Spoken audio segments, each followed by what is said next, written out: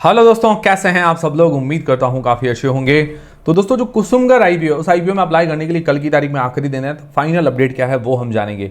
हालांकि जीएमपी तो बहुत शानदार चल रही है, तो लोगों के मन में पहले से ही तय है कि हमें अप्लाई करना है नहीं करना, बट फिर भी हम जानकारी तो लेंगे ही सारी। और लेज़र आईपीओ, उसकी एंकर लिस्ट वगैरह कल की तारीख में आ गई थी, अभी डिस्कस करेंगे कि कैसी आई है। उसके अलावा बाकी सारे फैक्टर्स भी जान लेंगे। और दो नए अपकमिंग आईपीओ की अब अनाउंसमेंट हुई है 14 जुलाई को। ठीक है, एसबीआई म्यूचुअल फंड का भी आईपीओ आने वाला है, एक दूसरा आईपीओ की भी अनाउंसमेंट हुई है, और एसबीआई म्यूचुअल फंड के आईपीओ के अंदर शेयर होल्डर कोटा की भी अनाउंसमेंट हुई है। तो सारी जानकारी लेते हैं। प्राइस बैंड, मार्केट लॉट कैसा आया, कैसा नहीं आया है, जीएमपी वगैरह क्या चल रही है, सारी डिटेल्स लेते हैं। वीडियो शुरू करने से पहले टेलीग्राम, इंस्टाग्राम, व्हाट्सएप, फेसबुक सबके लिंक डिस्क्रिप्शन के अंदर ज्वाइन करके रख लीजिए। और सबसे पहले मार्केट का हाल जानते हैं। तो आज मार्केट में आज अच्छी रिकवरी देखने को मिली वापस, स्पेशली स्मॉल कैप और मिड कैप जो शेयर्स हैं उनमें अच्छी तेजी थी। ठीक है, और आज एफआईएस की तरफ से सेलिंग रही, डीआईएस की तरफ से आज बाइंग रही है। एफआईएस ने करीबन 500 करोड़ रुपए के आसपास की सेलिंग की और डीआईएस ने 2000 करोड़ रुपए के आसपास की बाइंग की है। तो ओवरऑल मार्केट तो आज अच्छा रहा। बड़ी तेजी कब तक है? तो ये तेजी टेम्पररी हो सकती है, क्योंकि ट्रंप और ईरान के बीच में वापस जो विवाद चल रहा है वो कंटिन्यू है।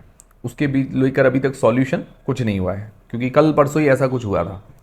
तो अभी ये देखते हैं कितने दिन रहेगा। तो ये मार्केट को थोड़ा इम्पैक्ट तो डालेगा ही, बट अभी जो ये एसबीआई म्यूचुअल फंड का आईपीओ है, ये थोड़ा मार्केट पर पॉजिटिव इम्पैक्ट डाल सकता है, क्योंकि बड़ा साइज है। और क्या है कि जो ये आईपीओ है, और कंपनी म्यूचुअल फंड सेक्टर के अंदर लीडिंग है, और काफ़ी लोग एसबीआई म्यूचुअल फंड आईपीओ के अंदर इंटरेस्टेड है। तो ये थोड़ा सा रौनक लेकर आ सकता है, थोड़ा मतलब मार्केट को स्टेबल रख सकता है। बाकी देखते हैं क्या होता है, जो भी होगा मैं आपको अपडेट कर दूंगा। अब दोस्तों, कुसुमगर आईपीओ फाइनल अपडेट क्या है? तो देखिए, लिस्टिंग गेन्स के हिसाब से हम 4 पैरामीटर्स देखते हैं, नॉलेज, जैज पैरामीटर्स, सिर्फ रिस्क मापने के लिए, और अभी की कंडीशन में डिमांड देखते हैं, मतलब क्या है क्या नहीं है। तो सबसे पहले सब्सक्रिप्शन 13 गुना के आसपास ये टोटल सब्सक्राइब हुआ है। 6000 करोड़ रुपए से ऊपर लग चुके हैं टोटल 2 दिन के अंदर। ओवरऑल अच्छा सब्सक्रिप्शन है, सारे पोर्शन फुल्ली सब्सक्राइब हो गए हैं, तो मतलब रिस्पॉन्स तो अच्छा मिल रहा है। तो सब्सक्रिप्शन के मामले में पूरा 1 पॉइंट मैं देना चाहूंगा। फिर बात आती है जीएमपी की, तो 35 से 40% के आसपास इसकी जीएमपी बता रही है, लगभग मान के चले 150 से 170 रुपए के बीच में।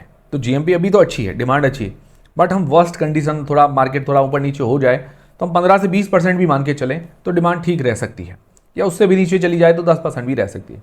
बट अभी के लिए हम इसको पूरा 1 पॉइंट देते हैं, जीएमपी अच्छी चल रही है। फिर बात आती है तीसरा पॉइंट हमारा, वैल्यूएशन ज़्यादा सस्ती नहीं है। Price to book wise, price to earnings ratio के हिसाब से देखा तो ज़्यादा इतनी सस्ती नहीं है। हाँ, हालांकि बहुत ज़्यादा महंगी भी नहीं है, बट ये सस्ती नहीं है। तो अभी के लिए हम इसको 0 पॉइंट देते हैं। ठीक है, फिर एंकर लिस्ट अच्छी आई है। एंकर लिस्ट में आधे से लेकर 1 पॉइंट के बीच में दे सकते हैं, अभी हम इसको कम आधा पॉइंट ही देते हैं। तो अब 4 में से तो भी हमने खींच के रेटिंग अगर दी है तो भी 2.5 रेटिंग बन रही है, मतलब रिस्क जो है कम नजर आ रहा है। बाकी मेरी तरफ से कोई बाय और सेल का रिकमेंडेशन नहीं है। जो भी आप डिसीजन बनाए अपनी रिस्क अपना एनालिसिस लगा के बनाएं। हमने सिर्फ जो पैरामीटर्स हैं वही देखे हैं, उसके अलावा कुछ नहीं। अब डिसीजन आपका खुद का, आप क्या करेंगे, अप्लाई करेंगे नहीं करेंगे, कमेंट करके जरूर बताइएगा। फिर दोस्तों, लॉन्ग टर्म के हिसाब से अगर आप अप्लाई करना चाहते हैं तो इसके लिए पॉजिटिव्स और नेगेटिव्स देख लेते हैं और इसका कंक्लूजन देख लेंगे। पॉजिटिव में देखिए, सबसे बढ़िया है कि सेक्टर थोड़ा इसका यूनिक है, जो ये अलग तरह का कपड़ा बनाती है, जैसे टेंट बैग वगैरह के अंदर, या जो मिलिट्री की ड्रेसेस वगैरह है, और भी कई सारे ऐसे जगह काम आता है। एयरफोर्स वगैरह के अंदर, मिलिट्री के अंदर इसका ज़्यादातर काम चलता है। तो सेक्टर थोड़ा यूनिक है। कंपनी फाइनेंशियली स्ट्रांग है, मतलब रेवेन्यू प्रॉफिट के अंदर अच्छी ग्रोथ है।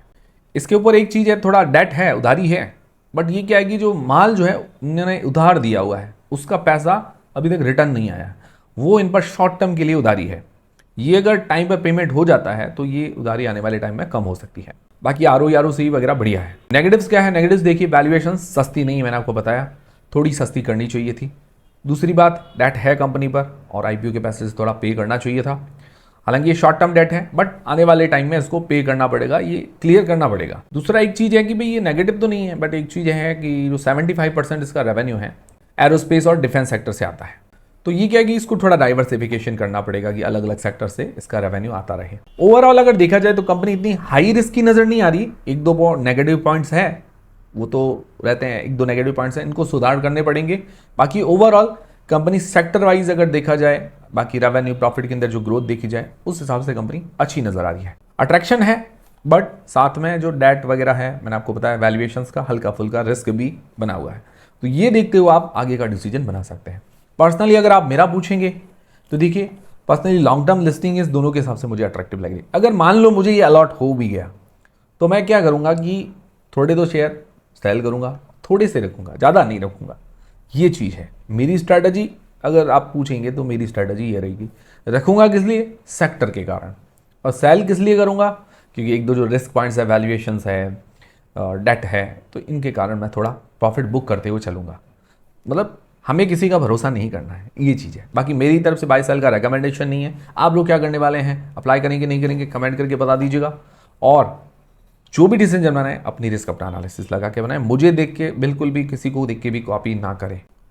फिर दोस्तों लेजर पावर एंड इंफ्रा का आईपीओ, इस आईपीओ में अप्लाई करने के लिए पहला दिन था, तो ये 0.16 टाइम्स के आसपास टोटल सब्सक्राइब हुआ है पहले दिन। ठीक है, सब्सक्रिप्शन मतलब अच्छा श्री गणेश हो गया है, और सारे पोर्शन अंडर सब्सक्राइब है। QIB का अभी तक श्री गणेश करना बाकी है, ये भी करेंगे जल्दी। ओवरऑल 90 करोड़ रुपए के आसपास पहले दिन लगे हैं, तो अभी सब्सक्रिप्शन के मामले में तो अभी पॉइंट नहीं दे सकते हैं। फिर आती है GMP की बात। अभी GMP इसकी आज की तारीख में 10% के आसपास बता रही है, लगभग 22 रुपये पर शेयर के आसपास। तो GMP ठीक है, अभी आधा पॉइंट GMP के अंदर अभी दे सकते हैं। फिर बात आती है एंकर लिस्ट की, तो एंकर लिस्ट आ चुकी है। 222 करोड़ रुपए अपनी एंकर इन्वेस्टर्स के द्वारा इन्होंने जुटाए हैं। अगर देखा जाए तो इसके अंदर 14 म्यूचुअल फंड स्कीम्स है। स्कीम्स मतलब जो अलग अलग कंपनी वाले एक हो तो उसकी अलग अलग स्कीम्स होती है। टोटल 14 स्कीम्स है। 2 इंश्योरेंस कंपनी शामिल है, एक FII या ग्लोबल इन्वेस्टर शामिल है, और 2 अल्टरनेटिव इन्वेस्टमेंट फंड शामिल है। तो उसके अंदर अगर म्यूचुअल फंड्स की बात करें तो निपॉन, HDFC, कोटक, इस तरह के बड़े नाम हैं। उसके अलावा मिराई एसेट, मोतीलाल ओसवाल, बंधन mutual fund, 3P, edelweiss, bank of India और सैग1, ये सब शामिल है। तो ठीक है, एंगल लिस्ट मतलब म्यूचुअल फंड के नाम बुरे नहीं है। फिर इंश्योरेंस कंपनीज के अंदर कोटक और एडलवाइज, FIS के अंदर सोशल जनरल, और जो AIF है उसके अंदर बियॉन्ड और शास्त्री फंड, ये दोनों शामिल है। तो ओवरऑल एंकर लिस्ट के अंदर लगभग 6 से 6.5 रेटिंग दे सकते हैं। ठीक है, तो लगभग जो इसका पॉइंट होता है एंकर लिस्ट का आधा, हाफ पॉइंट। तो वैल्यूएशंस इसकी बड़ा रीजनेबल है। Valuation PE wise, price to book wise, मैंने जब रिव्यू वाला वीडियो डाला उसके अंदर बताया भी था। तो उसके अंदर 1 पॉइंट मिल जाता है, GMP में आधा पॉइंट मिलता है, एंकर लिस्ट में भी आधा पॉइंट मिलता है। अभी जो इसकी रेटिंग बन रही है करीब करीब न्यूट्रल के आसपास बन रही है। अगर मान लो GMP गिरती है, क्योंकि GMP इसकी थोड़ी कम है, 5 से 10% के बीच में, तो ये रिस्की टू न्यूट्रल के बीच में आ सकता है। बाकी मेरी तरफ से कोई भी बाय सेल का रिकमेंडेशन नहीं है। जो भी आप डिसीजन बनाए अपनी रिस्क अपना एनालिसिस लगा के बनाए। इस सिर्फ हमने पैरामीटर्स, सब्सक्रिप्शन, एंकर लिस्ट, ये सारी चीज़ें देखी है। फिर दोस्तों जो 2 अपकमिंग IPOs है 14 जुलाई को ओपन होने वाले हैं। एक तो अल्पाइन नाम से है, दूसरा है SBI म्यूचुअल फंड, जो कि बहुत ज़्यादा चर्चा के अंदर है। तो सबसे पहले अल्पाइन टैक्स फंड का जानकारी ले लेते हैं, लास्ट में SBI की जानकारी ले लेंगे। तो ये 14 से 16 जुलाई के बीच में ओपन रहेगा। 21 जुलाई को इसकी लिस्टिंग है। फेस वैल्यू 10 रुपये पर आ रहा है। प्राइस बैंड 100 रुपये से 105 रुपये के बीच में रखा गया है। 142 शेयर्स का लॉट है। टोटल इश्यू साइज 126 करोड़ रुपए के आसपास का छोटा इश्यू साइज है, पूरा का पूरा फ्रेश इश्यू है। मार्केट कैप सिर्फ 400 करोड़ रुपए के आसपास बनेगा, मतलब बहुत छोटी कंपनी है, तो थोड़ा रिस्क तो रहेगा ही। उसके अलावा इसके अंदर QIB पोर्शन सिर्फ 1% का है, 70% रिटेल के पास रहेगा, तो ये भी बड़ा रिस्क है। क्योंकि देखिए रिटेलर्स के कारण अस्थिरता ज़्यादा रहती है, और ये टेक्सटाइल मैन्युफैक्चरर है। बाकी देखते हैं रिव्यू वाले वीडियो के अंदर कंपनी कैसी नज़र आ रही है, उस टाइम सारी चीज़ें क्लियर हो जाएगी। और अभी ग्रे मार्केट के अंदर कोई भी डिमांड वगैरह नहीं बता रही है। फिर दोस्तों सबसे चर्चित जो IPO चल रहा है SBI म्यूचुअल फंड, जिसका सभी को इंतजार है, और ये अब इंतजार की घड़ी अब खत्म हो गई है। 14 से लेकर 16 जुलाई के बीच में ये IPO ओपन रहेगा। 21 जुलाई को इस IPO की लिस्टिंग है, और इस IPO के अंदर शेयर होल्डर कोटा भी है। और पहले कंपनी ने अनाउंसमेंट नहीं की, बाद में लोगों को शॉक दे दिया। मुझे लगता है ऐसा ही है कि भाई SBI चाहता है कि भाई उनके वैल्यूएबल जो कस्टमर है, वैल्यूएबल जो शेयर होल्डर्स हैं, उनको शेयर होल्डर कोटा मिले। बाकी जो ये IPO के टाइम फालतू में लेते हैं, एक दिन ले लेते हैं फिर सेल कर देते हैं, ऐसों को शायद वो नहीं देना चाहती होगी शेयर होल्डर कोटा। तो ये एक अच्छी स्ट्रैटेजी हो सकती है कि इन्होंने RHP के टाइम ही अनाउंसमेंट किया है। पहले इन्होंने शेयर होल्डर कोटा को लेकर कोई भी अनाउंसमेंट नहीं की। बढ़िया बात है, और ऐसा होना भी चाहिए। इससे क्या होगा कि शेयर में स्थिरता आएगी। जैसे किसी के पास SBI के शेयर पहले से ही है, और वो तो लेके बैठे, उनको कोई चिंता है नहीं, उनको पता नहीं कि पहले IPO आए नहीं आए, उनके पास है। तो क्या है कि अब जो SBI म्यूचुअल फंड का IPO आएगा, तो मान लो वो अप्लाई करते हैं, उनको अलॉट होता है, तो उनकी नज़र में ये हो सकता है कि भाई ये भी वैल्यूएबल रहे और इसके अंदर इन्वेस्टेड रहे। तो इस कारण हो सकता है कि इन्होंने बाद में अनाउंसमेंट की।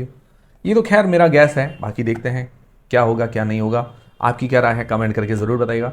बाकी इतनी चिंता की बात नहीं, क्योंकि इसका जो इशू साइज है 11,000 करोड़ रुपए का है, तो अलॉटमेंट मिलना थोड़ा सा ईजी है बाकी का कंपैरिजन में। अब देखिए पिछला जो IPO आया कि भाई वो 126 करोड़ रुपए का इशू साइज, वो 14 जुलाई को सेम, और इसका इशू साइज 11,000 करोड़ रुपए। ठीक है, अगर ओवरऑल अगर देखा जाए तो 100 गुना ज़्यादा इसका इशू साइज है, तो फिर अलॉटमेंट मिलना तो थोड़ा ईजी ही है। तो ये फेस वैल्यू 1 रुपये पर आ रहा है। इसका प्राइस रेंज 545 रुपये से लेकर 574 रुपये के बीच में रखा गया है। 26 शेयर्स का लॉट है और 11,692 करोड़ रुपए का इसका इशू साइज है। पूरा का पूरा OFS है। हालांकि कंपनी को देखते हो, कंपनी को कोई पैसों की जरूरत है नहीं, तो जो इन्वेस्टर्स हैं वो अपना एग्जिट लेंगे और थोड़ा बहुत पैसा कमा के निकलेंगे, ये चीज़ है। मार्केट कैप 1,16,913 करोड़ रुपए के आसपास बनेगा। मतलब ये लार्ज कैप कंपनी में कैटेगराइज हो जाएगी और लिस्ट होगी, उसके बाद ये लार्ज कैप कंपनी बनेगी। कंपनी ओवरऑल शानदार है। म्यूचुअल फंड सेक्टर के अंदर टॉप लीडिंग कंपनीज में इसका नंबर आता है, फर्स्ट नंबर पोजीशन है AUM के हिसाब से। और इसके म्यूचुअल फंड्स भी काफ़ी अच्छे रिटर्न्स भी देते हैं। ठीक है, बाय सेल का रिकमेंडेशन नहीं है, सिर्फ बता रहा हूँ जानकारी। GMP इसकी ग्रे मार्केट का प्रीमियम 20% के आसपास बता रहा है। मतलब यूँ मान के चलिए 15 से 20% के बीच में मूव हो रहा है। अभी 20% जैसी डिमांड आ रही है इसकी। लगभग 100 से 110 रुपये पर शेयर के आसपास GMP मान के चल सकते हैं। डिमांड काफ़ी अच्छी है। तो ये थे दोस्तों अपडेट्स सारे IPOs के। तो SBI म्यूचुअल फंड का IPO, अल्पाइन व IPO सबके रिव्यू का वीडियो आपको जल्दी ही मिल जाएगा। तब तक के लिए हमसे जुड़े रहिए। उम्मीद करता हूँ वीडियो हमारी जानकारी पसंद आई होगी, हेल्पफुल रहेगी। वीडियो को लाइक जरूर करें, चैनल को सब्सक्राइब कर लें। मिलता है दोस्तों अगली वीडियो के अंदर।